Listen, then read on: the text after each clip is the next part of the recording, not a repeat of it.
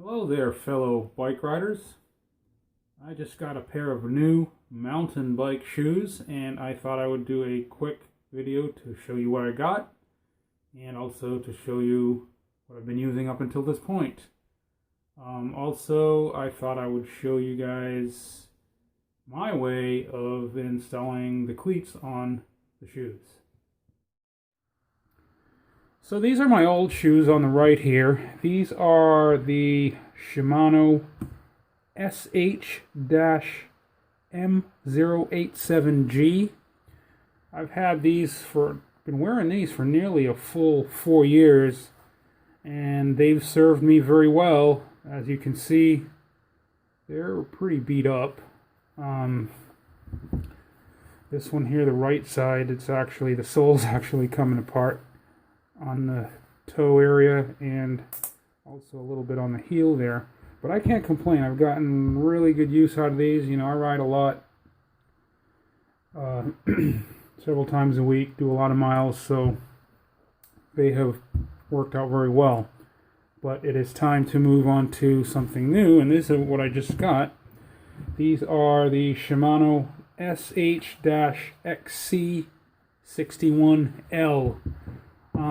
This is kind of a intermediate level racing shoe, whereas this fits in a point above entry level, but not quite up to a racing level shoe. So I don't know how to really characterize these, but like I said, these have worked pretty well. I like Shimano shoes because A, they fit very well, and B, they're durable, and C, I think they give you a really good value for the money.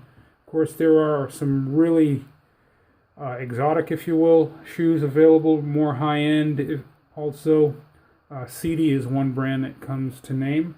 CD shoes are great, they're fantastic, but they also come with a hefty price tag, and they've kind of always been a little bit more than I was willing to spend for a pair of shoes. So I've always stuck with Shimano, and I've never had any issues. They've always lasted and worked very well. Now I'll be transferring my used SPD cleats from the old pair of shoes to the new ones. As you can see, I've already taken the cleat off of this one and installed it over here.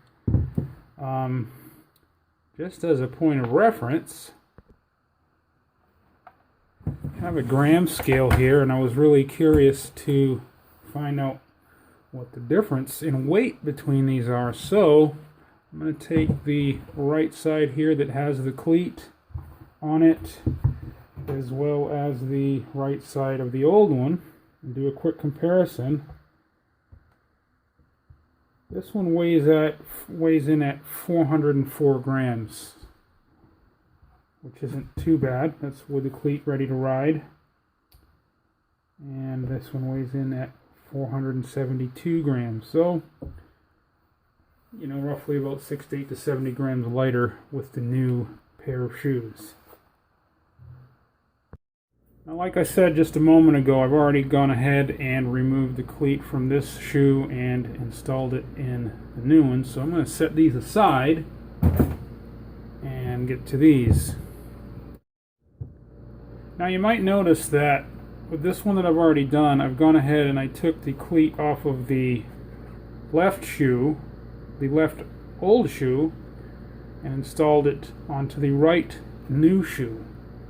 And vice versa, I'm going to take the cleat off of the right old shoe and install on the left new shoe. Now this just didn't happen by mistake or random. I have a specific reason why I did this. If you're installing brand new cleats on a pair of shoes, this would not apply. But the reason I did this is that when I ride, let me see if I can hold these so you can see what I'm talking about. When I ride, I have a tendency to naturally apply more pressure on the outside of my foot as opposed to any other area whether it be evenly or to the inside or the front of the back. For some reason, my natural foot position places more pressure to the outside. Now, as a result, I tend to get more cleat wear and pedal wear on the outside. And also, when I walk in the shoes, which I don't do much of, but when I walk on the ground with the shoes off the bike, as this part of the sole starts to wear down over time, that allows the cleat to come in contact with the ground. And again, the way I walk, I tend to walk, instead of level, I tend to walk a little bit like this, and that causes more and more wear, more toward the outside. Now, this one you can't really see, it's not too bad, but I have had some cleats that got worn to where they were almost tapered, thinner on one side than they were the other. And that created a condition to where when I was on the bike, I'll use this knife as a reference. Let's say this is the top of the pedal. Let's put it this way. And I'm like, everything here is new and you can see everything's level. But over time, what would happen is my foot would tend to, because of cleat wear and shoe wear, it would tend to engage onto the pedal in an outward tilted fashion like this. So, to counteract that, now these these cleats are used. As you can see, they don't have much wear on them, but there is a little bit of wear, and I don't know if you can see it in the video here very well, but there is a little bit of wear right, I'll use my tiny Allen wrench as a pointer. There is a little bit of wear right in this area. So this cleat, when it was installed on my old shoe, this would have been the outside of the cleat. So by taking the cleat off of the right-hand shoe, old right-hand shoe, and installing on a new left-hand shoe, and vice versa for the other shoes, that gives me a fresh side of the cleat right here with almost no wear at all, and will bring everything back level when I step on the pedal and clip in. So that's the purpose for swapping sides, if you will. Now, once again, if you're installing brand new cleats on brand new shoes, that's not something that applies. Okay, now that we've got that out of the way, let's move on to old shoe, new shoe, and cleat removal / installation. So first thing I'm going to do is grab a 4mm Allen wrench. Now these bolts are pretty tight, but I used an anti-seize lubricant on them a long time ago, so there they go. They are coming off without too much trouble. Whoops, a lot of dirt in there.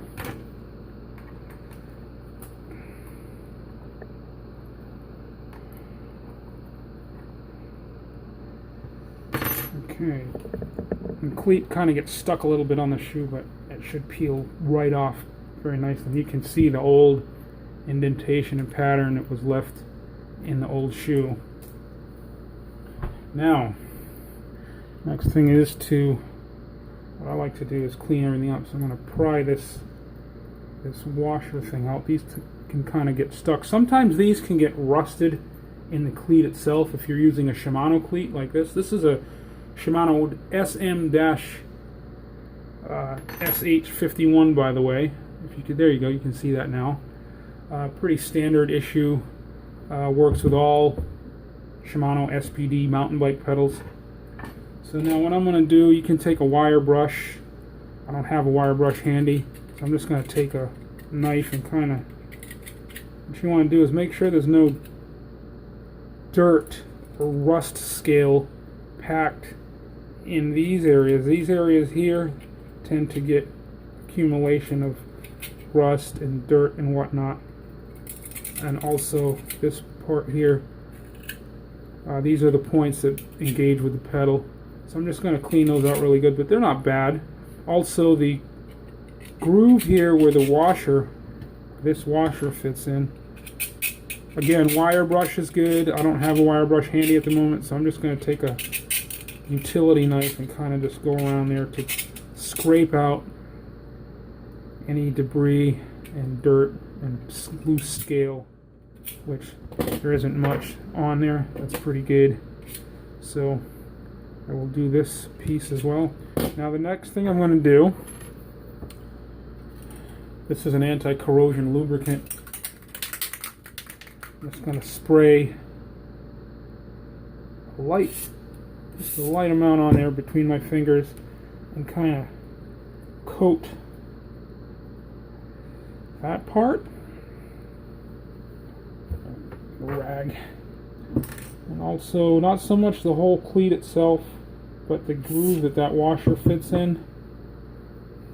Now, of course, this is going to probably attract a little bit of dirt, but it'll wash off, you know, the first few puddles that I ride through. Okay, so that's that.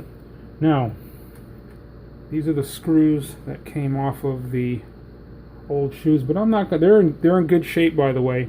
One thing I might add: sometimes when you're removing old cleats from old shoes, these things have a tendency to get rusty because you're stepping in water, you're riding through puddles from time to time, and if these were not put on with some kind of anti-corrosion or anti-seize lubricant, these can actually seize into place, and that can be a problem. Because if you do need to remove them, what has happened a lot is you put your Allen wrench in the bolt and go to crack it loose, and it's so tight or so frozen in there that the Allen wrench will slip, and then this little hex where the Allen wrench fits gets rounded out. If that happens, then you have a little bit more work to do, but fear not.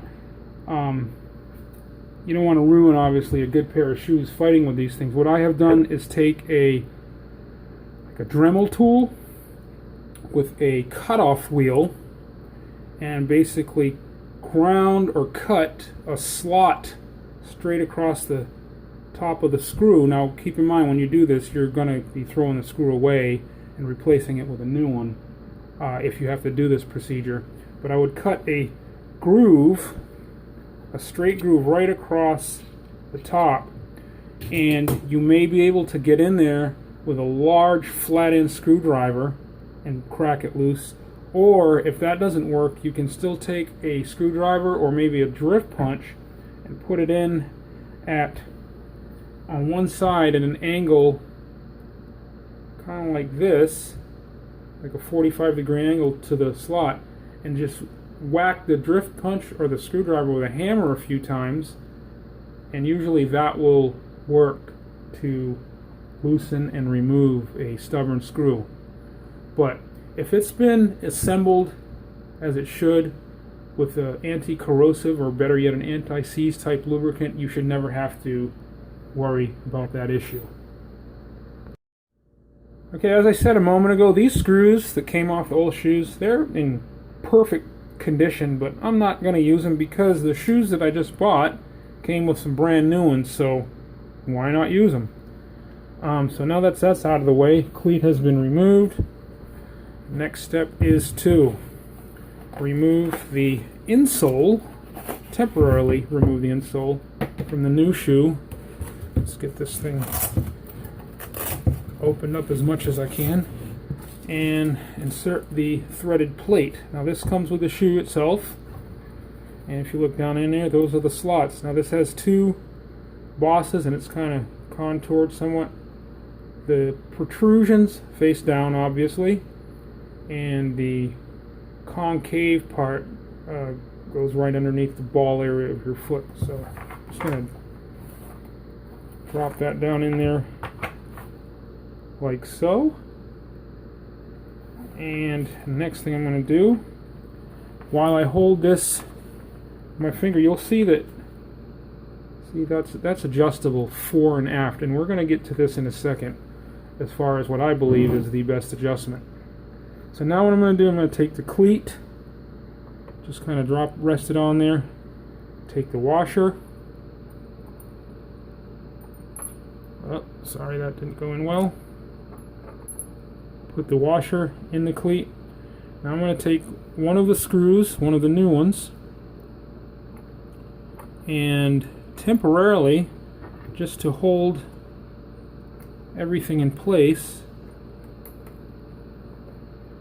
I'm going to start, if I can get it to start, to thread it into the threaded plate on the inside of the shoe. I'm just going to do it barely finger tight for now. Now, set that down for a second. I'm going to grab the other screw, and I take some of my, this is Corrosion X lubricant, very good stuff. And I'm going to do another video on this sometime in the near future, so stay tuned. I'm just going to spray like a large drop of that on there. Make sure all the threads are coated, and also the underside of the head of the screw with the lubricant. It's kind of oily, messy stuff, so have something nearby to wipe your fingers. Now I'm going to grab the shoe again and thread the screw into the other hole. Again, only lightly finger tight at this point. Now I'm going to go back and remove this one because I had not yet treated it with the lubricant. So, let's give that a little squirt. This is very important to do because, you know, like I said a moment ago, these things have a tendency to rust over time and basically weld themselves into place. And it can be a real pain if you want to change cleats for whatever reason. You bought a new pair of pedals, you need to replace cleats, maybe you got a new pair of shoes and you want to use your old cleats like I'm doing now, and it can be a real pain if they don't come out of the old shoes very nicely. Okay, now that I've got this one coated with the anti-corrosion lubricant, again I'll just kind of thread it in finger tight. Now this is where the adjustment comes into play. Put that down a second. Shimano shoes, just about every mountain bike shoe on the market, as well as most road bike shoes that use even a 3-bolt look style pattern, they are adjustable for cleat position. I've found the 2-bolt SPD Shimano system used on mountain bike shoes to be slightly more adjustable than, like, say, a 3-bolt time or a look pattern on road shoes, but everything's pretty adjustable. What you got here is the ability to move the cleat fore and aft this way. I'll loosen this up slightly. You also have the ability to move the cleat side to side a few millimeters, and also to a certain degree you have a certain amount of rotational adjustment. And this can really affect, the position of this cleat can really affect your overall long-term comfort and, to a certain extent, performance on the bike. So what I've always done, this has always worked for me, and when I worked in the shop, every time that I've had a customer come in to have new cleats installed on their new shoes, I've always done it this way, and I've never had a person come back and have me change the position, or never had a person come back complaining that it was uncomfortable or it didn't work for them for whatever reason. So what I do, always first of all, install the cleats in the top set of holes that's in the threaded plate under the shoe. See that there? The plate has 2 sets of holes, 2 rows of holes, a top and a bottom, or a forward and a backward set. I always install them in the forward-most set of holes. Then I slide the cleat all the way forward.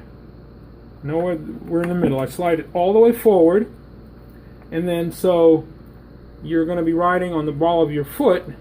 I then slide the cleat all the way to the inside. So all the way forward, forward set of holes, all the way to the inside, and then as far as rotation goes, I make sure that the cleat is basically perpendicular to the slots on the shoe. In other words, I don't want it rotated this way at all or this way at all. I just keep everything perpendicular all the way forward, all the way to the inside. Once I've got that in the position that I want it, go ahead and tighten down the screws. Now these screws You want to tighten just a little bit at a time, because if you don't, if you go ahead and crank all the way one down at a time and start torquing it, there's a good chance you could strip it. So now I've got that basically a little bit more than finger tight. Go ahead and let go of the cleat now. And I'll do each one basically like about a quarter of a turn at a time. And I'll do each one roughly about 2 to 3 times. This is my second one, I think. Now they're really starting to get tight, so I'll go down to about 1/8 of a turn with each screw. Do this one a little bit more. You want each screw to have uniform torque, uniform tightness, but don't over tighten it. I mean, this is really something that you want to do by feel. If you over tighten them, they will strip. But they want to be sufficiently tight, because I don't know how many times I've heard stories of riders being out on a ride somewhere and their cleat loosened up, and when that happens, it basically renders that shoe and pedal almost or all but useless. So they want to be secure enough that they will not loosen up, but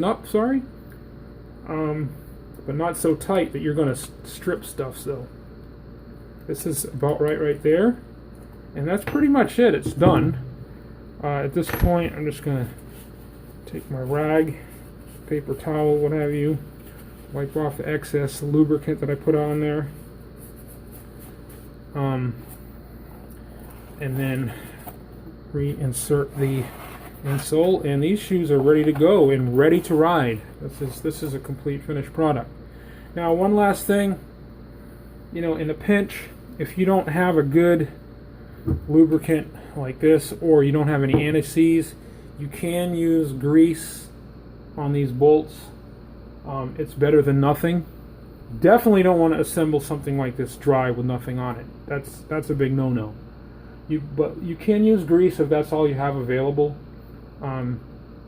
Although I will say grease is not the best product to put on something like this. Anti-seize, if you don't know what anti-seize is, you can find out really easily on Google. That's one of the best products. It's basically like a thick oil, or almost like a grease with either ground up aluminum or ground up copper in it, and it basically does what the name implies. It's like a grease or a paste that prevents metals from seizing together.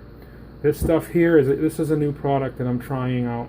I don't have any anti-seize readily available, but if you look at the label, it says, could be just marketing hype, it says world's greatest anti-seize, and I've heard a lot of good things about this Corrosion X product, so I'm pretty confident that it'll work well on here. So that's basically it. I hope this video has helped you. Please subscribe or like it if you find it did help you. Also, if you are in the market for a new pair of mountain bike shoes anytime soon, or by the time you watch this, please check the links in the description below. I'm going to put some links to where you can find both of these types of shoes, both new and used, actually, on eBay and on Amazon, where you can find them and save a ton of money.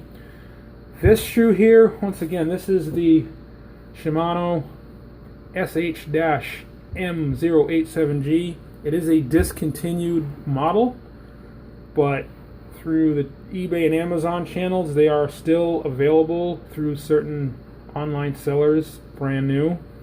Like I said, I've had these almost a full 4 years. This is Shimano's current model. This is the SH-XC61. I got all the gray and the black version because it was a little cheaper. It also comes in a black and a white version with red soles, which to me looked a lot sharper, but it was also a little bit more expensive, and I was looking to save some money, so this is what I bought. So, thank you for watching, and see you next time.